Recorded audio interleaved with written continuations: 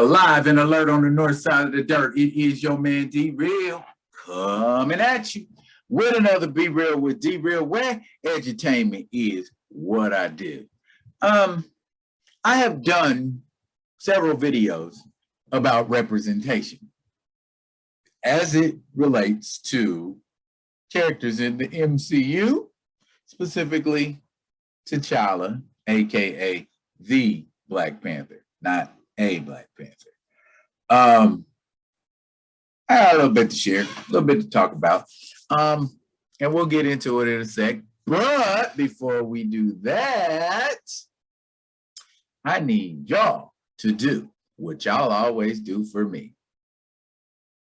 Comment, like, subscribe, and share the Be Real with D Real page so that when new alerts come out, you get them. Like for this one right here. If you digging what a brother's shoveling, put some dirt in my bucket. Comment, like, subscribe, and share to the page. And let me say, first and foremost, representation matters. Now, I don't say representation matters to jump up on a podium to beat my chest and make a statement. So much as I want to say how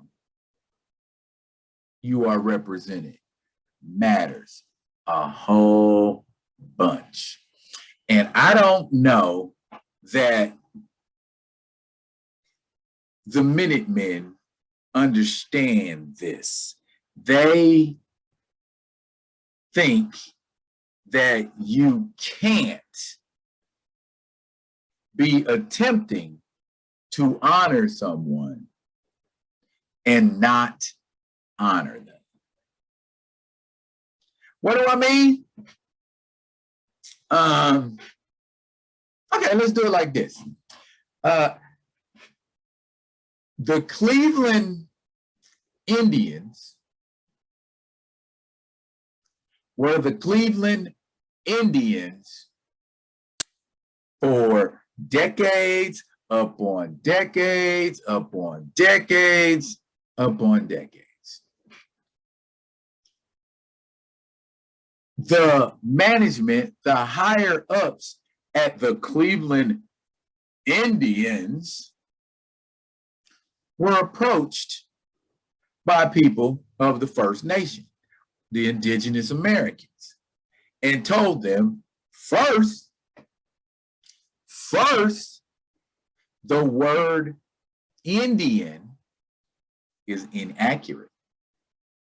It was a word used to describe people in a place that Christopher Columbus thought he had arrived at. Weren't in India, buddy. Weren't in the West Indies, buddy. So why are we calling these people who live in North America Indians? They didn't refer to themselves as Indians. They referred to themselves as the Cree, the Crow, the Creek, the Lakota, the Navajo, the Apache. They referred to themselves by the names of their people, not some collective catch-all that was thrown in there to describe them. Okay? So, from that example alone, you can see how people of the First Nation represent themselves versus how people perceive them. Okay? I'm going to polarize this in a second. Just hang on. Now, let's talk about representation as it refers. No, I'm going to do something different. I'm going to get to that, but I'm going to do this first. Okay. Let's go NFL. Okay. NFL catches a lot of flack, you know, with the Washington Redskins. The football team in Washington was referred to as the Redskins for years and years and years and years. Know who didn't like the Washington Redskins being called Redskins? People who, quote unquote, according to white body folks, fall in the demographic of something that could be referred to as, quote unquote, a red skin. Okay, so we're starting off our representation of people of the First Nation yet again with a derogatory term. Something derogatory that we heap up on, what I ain't gonna say me because I don't call them that white body people and people who do not understand the lineage of the people of the First Nation and just go ahead and refer to them as things like that. Okay? You don't know what you haven't been taught. But white body people in the United States of America have known the lineage of indigenous people for centuries and chose to refer to them with derogatory terms like Indian and redskin, you know, that kind of stuff. Okay, that's how indigenous people were represented by white folks, white body people, not how indigenous people represented themselves, not how indigenous people portray themselves. Okay? Let's look at the NFL here. Cowboys, Patriots, Raiders, Buccaneers, Texans, Titans, Saints, Browns, Packers, Vikings. Do any of those names evoke imagery of indigenous people? Do any of those names invoke representation of indigenous people? Oh, let me go further. Latinx, Latino, Asian, Black. Do any of those names evoke or make you think about anything other than a white body person?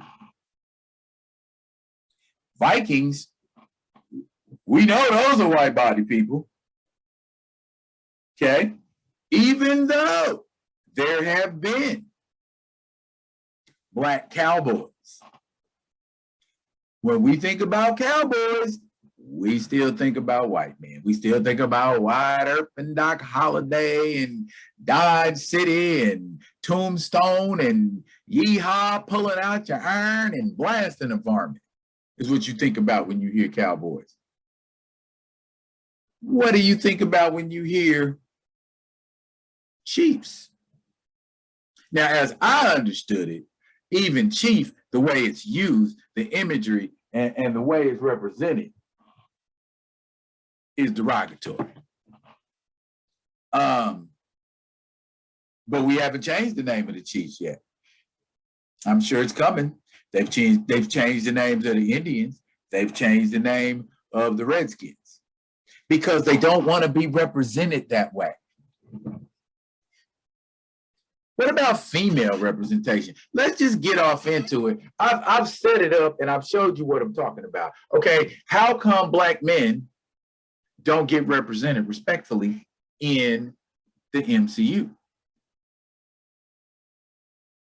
The strongest representations of Black men that you have in the MCU are Sam Wilson and James Rhodes,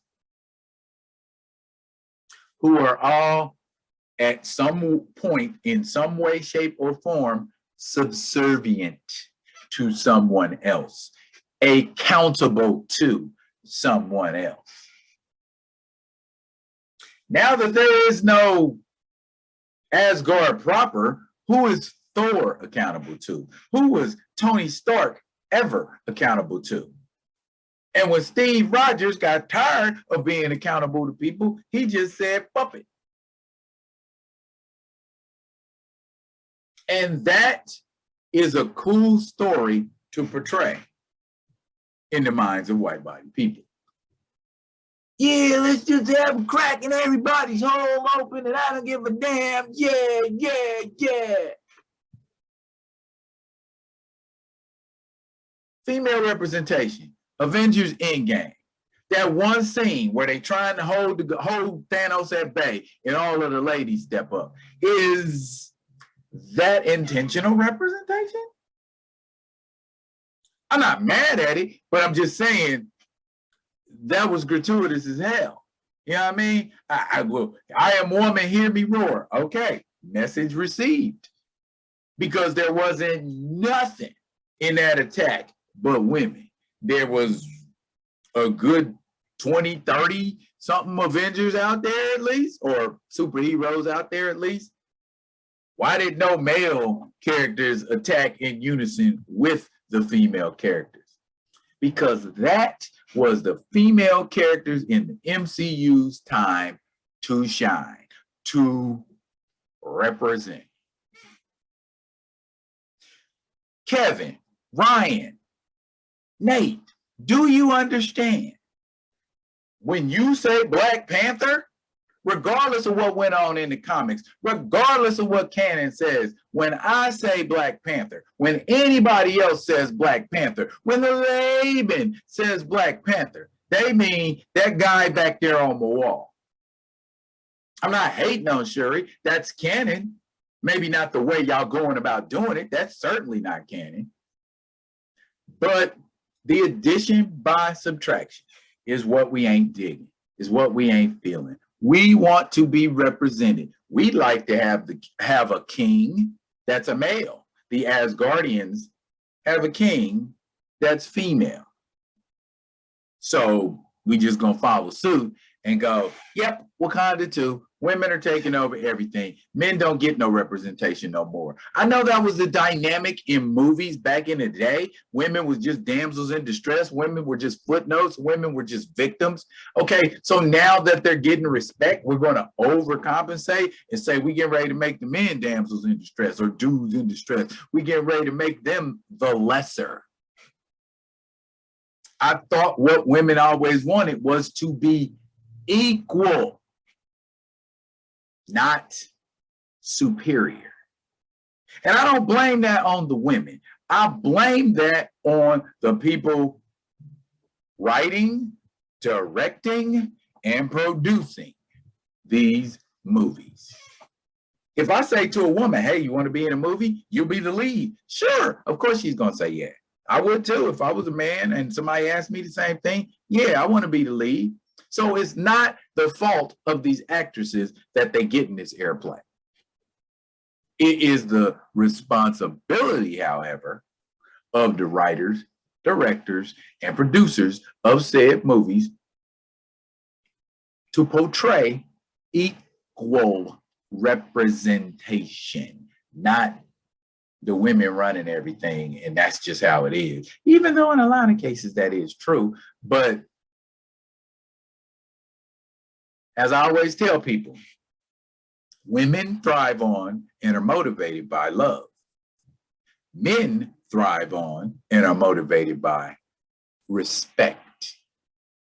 Okay, so when you're not respecting me, I feel like you're doing that shit on purpose, and I'm gonna feel some kind of way about it. Correct course, of course. You know what I mean? Don't forget the brothers. We're still here. We want to be represented. And Winston Duke ain't it. We want to be represented. Anthony Mackie ain't it. I could rock with my man Don Cheadle. He's cool with me. But I hope Armor Wars portrays him in a much better light than he's currently being portrayed in. Okay? How do y'all feel about representation? I'm not asking, are we being adequately represented as men in the MCU? How do you feel about the representation in the MCU? Drop it in the comments. And as always, I'll be coming at you with another one of them other ones. And until I do, y'all be good. Be good, each other.